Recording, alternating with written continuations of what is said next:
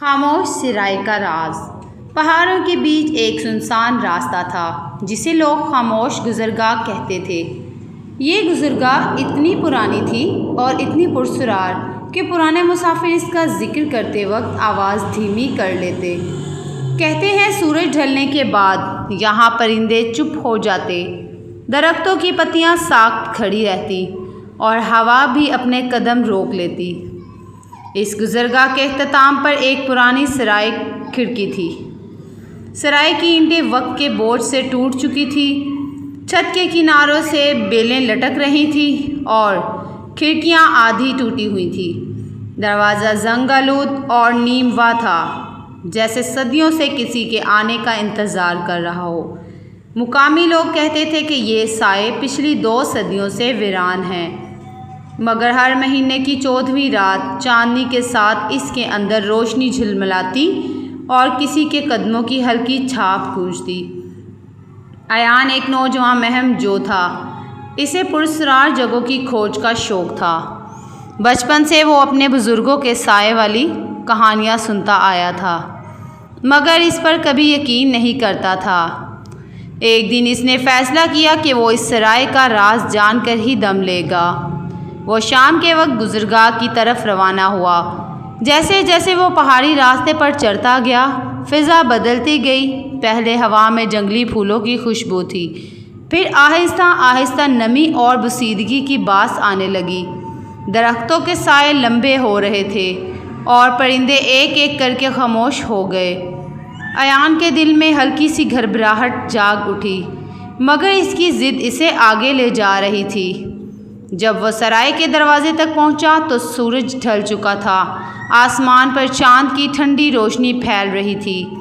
ایان نے دروازہ دھکیلا، دروازے سے ایک ٹھنڈی ہوا کا جھونکا باہر نکلا، جیسے کوئی قید ہستی صدیوں کے بعد سانس لے رہی ہو۔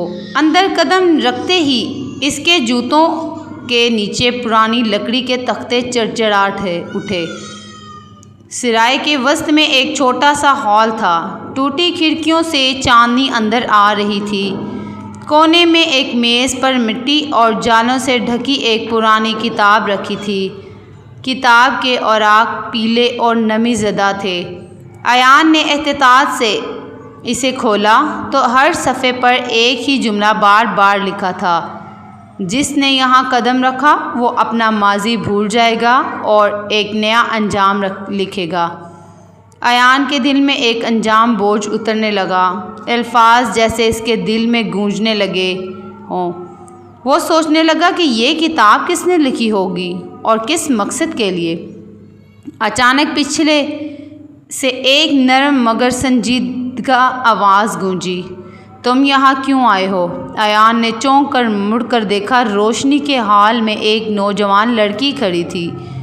اس کے لباس کی تراش پرانی مگر نازک تھی، جیسے وہ کسی اور دور کی ہو۔ اس کی آنکھوں میں صدیوں کا درد چھپا تھا۔ میں اس سرائے کا راز جاننا چاہتا ہوں، ایان نے ہمت جمع کر کے کہا۔ لڑکی نے آہ بھری اور قریب آ کر بولی: یہ سرائے ان مسافروں کو اپنی طرف کھینچتی ہے جن کے دل پچھتاووں سے بوجھل ہوں۔ جو یہاں آتا ہے اسے اپنی سب یادیں قربان کرنی پڑتی ہیں، تبھی وہ نیا آغاز کر پاتا ہے۔ مگر یادیں دینا آسان نہیں، کیونکہ ان کے ساتھ انسان اپنی پہچان بھی کھو دیتا ہے۔ ایان نے چونک کر پوچھا: اور تم کون ہو؟ لڑکی کی مسکراہٹ میں درد کی ایک لہر تھی۔ میں بھی ایک وقت میں مسافر تھی، نیا آغاز کرنا چاہتی تھی، اس لیے اپنی یادیں قربان کر دیں، مگر اب میرا وجود اس سرائے کا حصہ ہے۔ میں آزاد نہیں ہو سکتی، بلکہ دوسروں کو فیصلہ کرنے کا موقع دے سکتی ہوں۔ ایان کے سامنے 2 راستے تھے: اپنی یادوں کو بچا کر ہمیشہ کے لیے پچھتاوے کے ساتھ لوٹ جانا، یا سب کچھ بھلا کر ایک نئی زندگی کی طرف بڑھ جانا۔ اس کے ذہن میں بچپن کی یادیں، ماں باپ کی ہنسی، دوستوں کے کہکے سب ایک ساتھ گونجنے لگے۔ اگر وہ نیا آغاز کرتا تو یہ سب لمحے ختم ہو جاتے، جسے وہ کبھی وجود میں ہی نہ آئے ہوں۔ مگر دل کے کسی کونے میں یہ خواہش بھی جاگ رہی تھی کہ شاید ایک ایسا سکون ملے جو اس نے کبھی محسوس نہ کیا ہو۔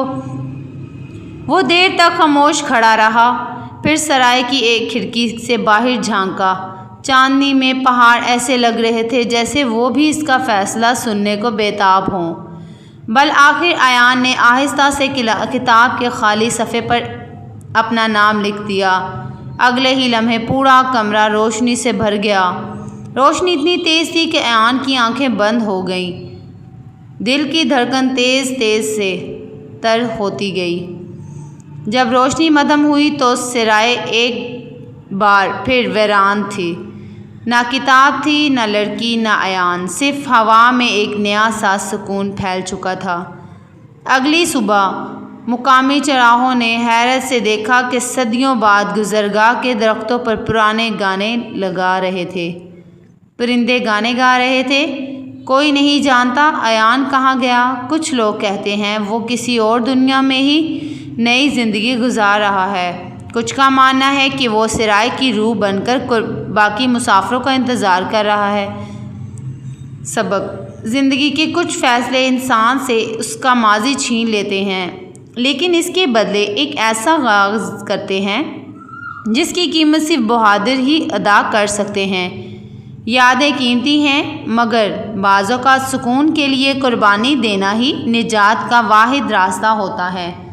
امید ہے دوستوں آپ کو یہ کہانی اچھی لگی ہو۔ اگر اچھی لگے تو اپنی رائے کا اظہار کمنٹ میں ضرور کیجیے گا اور ویڈیو کو لائک کرنا مت بھولیے۔